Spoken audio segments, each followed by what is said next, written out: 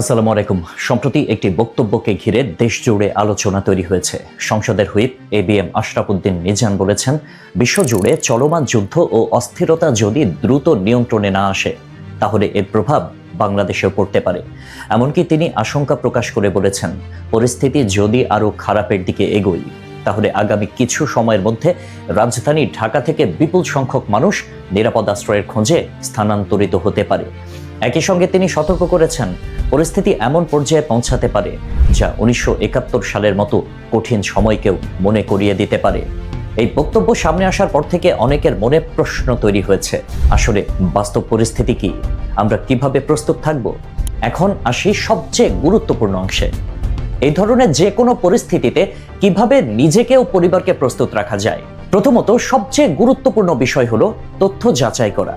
যে কোনো ধরনের খবর বা পরিস্থিতি শোনার পর আতঙ্কিত না হয়ে তা যাচাই করতে হবে। গুজব বা অর্ধসত্য তথ্যের উপর ভিত্তি করে কোনো সিদ্ধান্ত নেওয়া চলবে না। শুধুমাত্র নির্ভরযোগ্য সংবাদ মাধ্যম এবং অফিসিয়াল সোর্স থেকেই তথ্য নিতে হবে। দ্বিতীয়ত, ব্যক্তিগত প্রস্তুতি রাখাটাও জরুরি। বাড়িতে একটি ছোট্ট জরুরি কিট প্রস্তুত রাখা উচিত। সেখানে থাকবে কিছু শুকনো খাবার, কিছু বিশুদ্ধ পানি, প্রয়োজনীয় ওষুধ, টর্চ লাইট, পাওয়ার ব্যাংক এবং কিছু নগদ টাকা। এগুলো যে কোনো অনিশ্চিত পরিস্থিতিতে অত্যন্ত কাজে লাগে। তৃতীয় বিষয় হলো পারিবারিক পরিকল্পনা। পরিবারের সবাইকে আগে থেকে ঠিক করে রাখতে হবে জরুরি অবস্থায় কোথায় একত্রিত হবেন, কার কি দায়িত্ব থাকবে এবং যোগাযোগ বিচ্ছিন্ন হলে কিভাবে একে অপরের সাথে যোগাযোগ করবেন। আগে থেকে প্ল্যান থাকলে সংকটের সময় সিদ্ধান্ত নেওয়া সহজ হয়।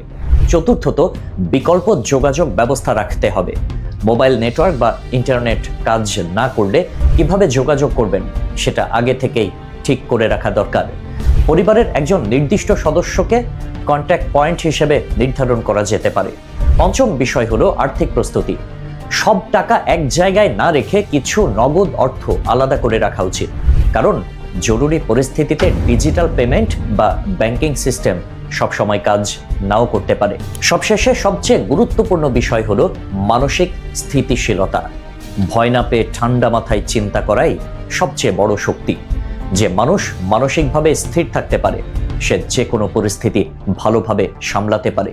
সব মিলিয়ে একটাই কথা, পরিস্থিতি যাই হোক, প্রস্তুত মানুষ কখনো অসহায় হয় না।